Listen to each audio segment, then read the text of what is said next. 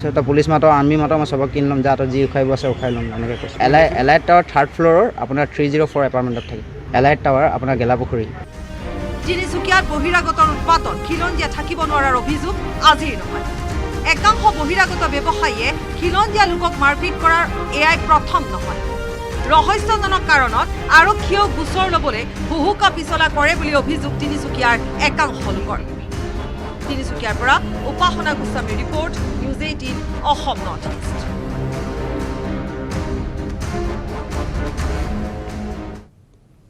কইনাৰ সন্ধান বিচাৰি আৰক্ষীৰ কাষ চাপিল দৰা বিয়াৰ 10 দিন পাছত নিখোজ নকইনা কামৰূপৰ আজ্ঞাথুৰিত ঘটিল এই ঘটনাটো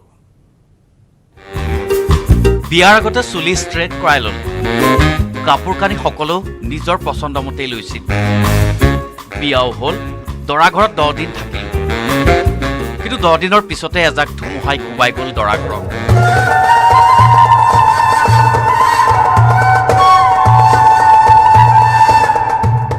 নাই যে নায়েই কইনা হেৰাল কোনো সুংসূত্ৰই নাই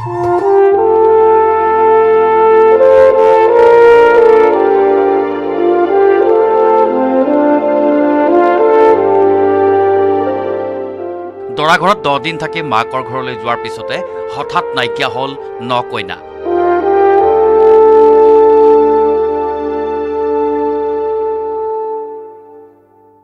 তাই প্ৰায় মোৰ ঘৰত 10 দিনমান থাকে থকাৰ পিছত তাইক মাকৰ ঘৰলৈকে লৈ যোৱা হয় মাকৰ ঘৰত লৈ যোৱাৰ পিছত তাই আমাৰ 4 তাৰিখ অভ্যৰ্থনা এটা অনুষ্ঠান আছিল অনুষ্ঠানৰ পিছত তাই 1 তাৰিখ গধূলি 5-6 বজাত মাকৰ ঘৰৰ পৰা নিৰুদ্দেশ হৈ আছে এতিয়ালৈকে কোনো সংসূত্ৰ পোৱা নাই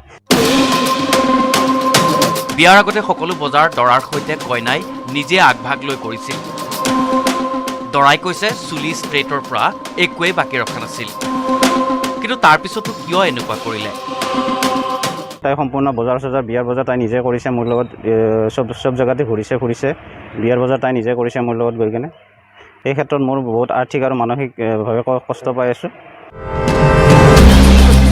প্ৰাক্তন প্ৰেমিকে পলুৱাই নিলে নেকি কইনাক একো ধৰিব পৰা নাই সন্দেহ মানে গাঁৱৰে এজন ল'ৰাৰ লগত আব্দুল মুস্তাকৰ লগত পলাই যোৱা বুলি মই অলপ গম পাইছোঁ এতিয়া ক'ত আছে ক'ত নাই সেইটো মই গম নাপাওঁ মাহৰ পৰাই তাইৰ লগত কথা বতৰাটো চলি আছিল মোৰ নিকা তাৰপিছত নিকা হৈছে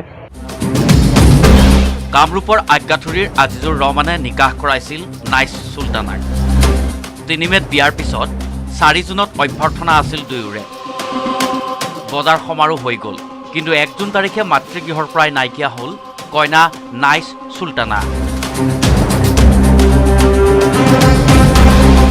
দদৰা আৰক্ষী চকীত এতিয়া দৰাই গোচৰ তৰিছে আৰ্থিকেই নহয় মানসিকভাৱেও ভাঙি পৰিছে দৰা কইনা ক'ত এতিয়া কোনেও নাজানে হাজোৰ পৰা ধীৰাজ দাসৰ report news 18 Assam north east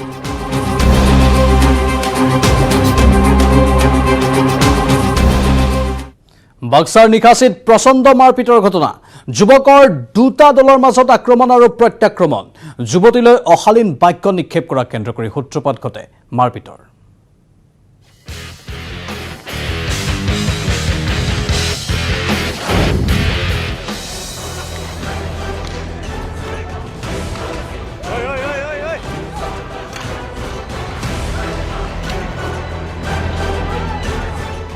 দুটা দলৰ মাজত প্ৰচণ্ড আক্ৰমণ হেলমেটেৰে উঠাই মুঠাই কোবাইছে ইটোৱে সিটোক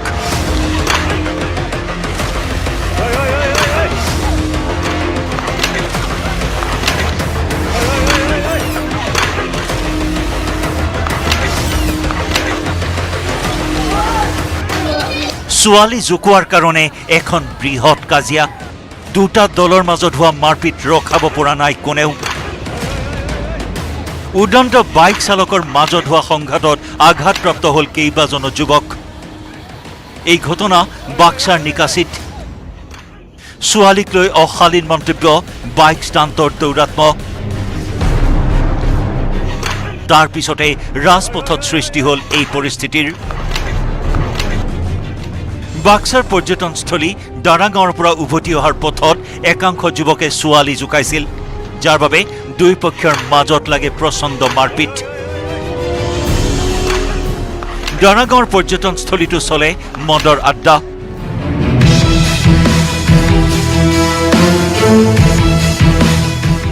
কিছুদিন পূৰ্বে এই সম্পৰ্কত সম্প্ৰচাৰ হৈছিল বাতৰি। লগে লগে নিকাশী আৰক্ষীয়ে ব্যৱস্থা লৈছিল যদিও এতিয়াও একাংশই ৰাজপথত সৃষ্টি কৰি আহিছে সন্ত্ৰাসৰ। একাংশ উদণ্ড যুৱকৰ বাবে এতিয়া পৰ্যটনস্থলীলৈ যোৱা বহু লোক অসুবিধাৰ সন্মুখীন হৈছে। সুৰাপাই যুৱকে বিনষ্ট কৰিছে দ্বাৰা গাঁৱৰ পৰিৱেশ।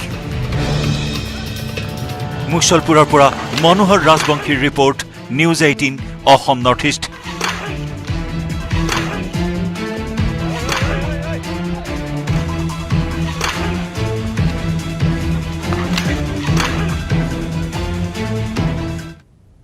অপৰাধ জগতৰ আৰু বহু খবৰ আছে, জনাই থাকিম বিৰতিৰ পাছত। কেৱল ষ্ট্ৰং নহয়, মাইথান ষ্ট্ৰং, মাইথান ষ্টীল নিৰ্মাণৰ মানদণ্ড।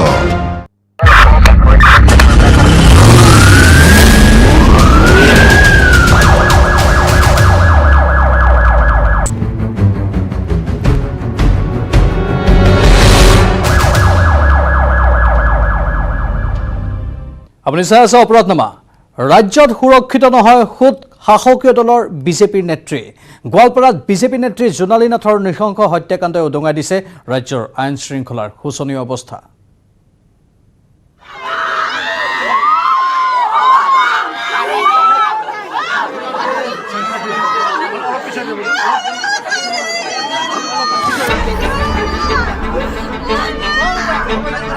কোনে হত্যা কৰিলে গোৱালপাৰাৰ বিজেপি নেত্ৰীক?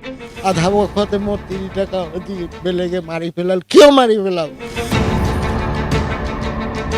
কিয় হত্যাৰ বলি হ'ল জোনালী নাথ? আঁৰত কি? ৰাজনৈতিক শত্ৰুতা নে আন কিবা? বলতো কাৰো অন্যায় কৰা নাই। ক্ষিপ্ৰগতিত তদন্ত চলাই থকাৰ সময়তেই বিজেপি নেত্ৰী জোনালী নাথৰ হত্যাকাণ্ডত ধৰ্ষণৰ সম্ভাৱনা নস্যাৎ কৰিলে গোৱালপাৰা জিলাৰ আৰক্ষী অধীক্ষকে।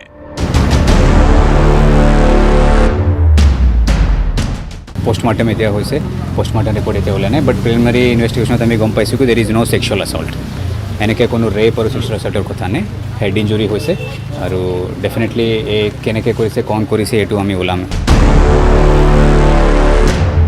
সম্পূৰ্ণ বিজ্ঞানসন্মতভাৱে মৰণোত্তৰ পৰীক্ষা সম্পন্ন কৰাৰ পিছত আৰক্ষীয়ে পৰিয়ালক চমজাই দিলে মৃতদেহ। মাটিয়াৰ বাসগৃহত জোনালী নাথৰ নিথৰ দেহ দেখি কান্দোনত ভাগি পৰিল স্বামী আৰু 2 কন্যাৰ লগতে বহুজন।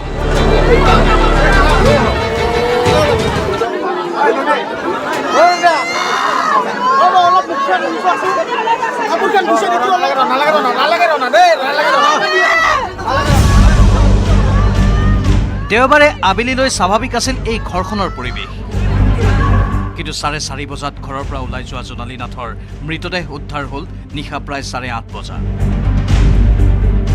ঘৰৰ পৰা প্ৰায় 15 কিলোমিটাৰ নিলগত 17 নম্বৰ ৰাষ্ট্ৰীয় ঘাইপথৰ ওপৰত গোৱালপাৰা জিলা বিজেপিৰ সম্পাদিকা জোনালী নাথৰ মৃতদেহ দেখাৰ পাছতে হাহাকাৰ লাগিল অঞ্চলটোত।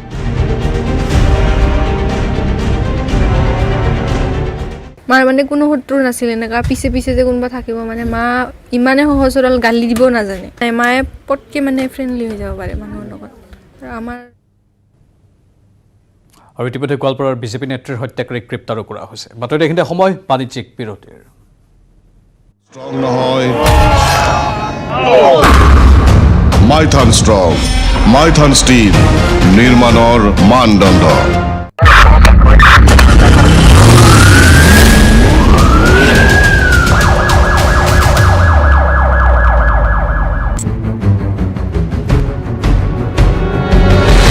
Gautam Bora report, news 18 Assam north east.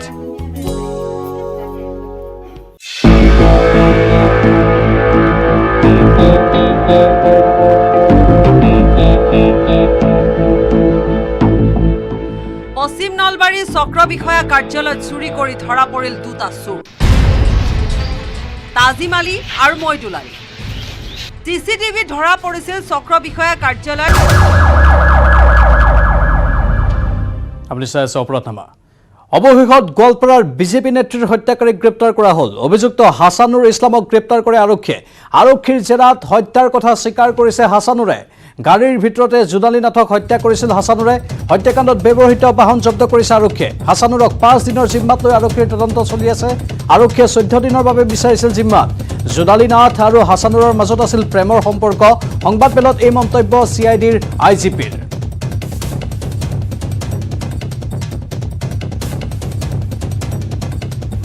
Hasnur Islam মাটিয়া থানাৰ অন্তৰ্গত এলেকাৰ ল'ৰা, সেইজনক পুলিচে কৰায়ত্ব কৰে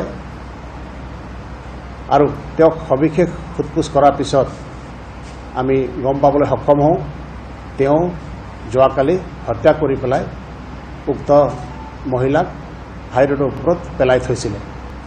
মহিলাজনীক উঠাই আনিছিলে, মাটিয়াৰ পৰা উঠাই আনিছিলে আৰু উঠোৱাৰ পিছতে তেওঁ নিজৰ মোবাইলটো বন্ধ কৰি দিয়ে। এওঁলোকৰ মাজত প্ৰেম প্ৰীতিৰ সম্পৰ্ক আছিলে। আজি 2 বছৰৰ পৰা তেওঁলোকৰ লগত ৰিলেশ্যন আছিলে আৰু আজি কিছুমাহ আগত এইজন ল'ৰাৰ অন্য এজন ছোৱালীৰ লগত বিবাহ সম্পৰ্কৰ কিবা এটা প্ৰথা হৈছে, তেওঁলোকৰ সম্পৰ্ক কিবা এটা সংগঠিত হৈছে সামাজিকভাৱে আৰু সেই কথা গম পোৱাৰ পিছত মহিলাজনীৰ লগত এওঁৰ ব্যতিক্ৰম সংগঠিত হয় আৰু এই কথা যেতিয়া গাড়ীৰ ভিতৰত তৰ্কাতৰ্কি হয়, উৰিয়াউৰি হয় আৰু এনে সময়তে হিট অফ দ্য মুমেণ্টত এওঁ প্ৰথমে তেওঁক এছাল্ট কৰিলে, বক্সিঙেৰে এছাল্ট কৰিলে। তাৰপিছত তেওঁ মানে গলত টিপি ধৰিছে আৰু আমি অলৰেডি আৰু এয়া আছিল আজিৰ অপৰাধনামা। নমস্কাৰ। ষ্ট্ৰং নহয়, মাইথান ষ্ট্ৰং, মাইথান ষ্টীল, নিৰ্মাণৰ মানদণ্ড।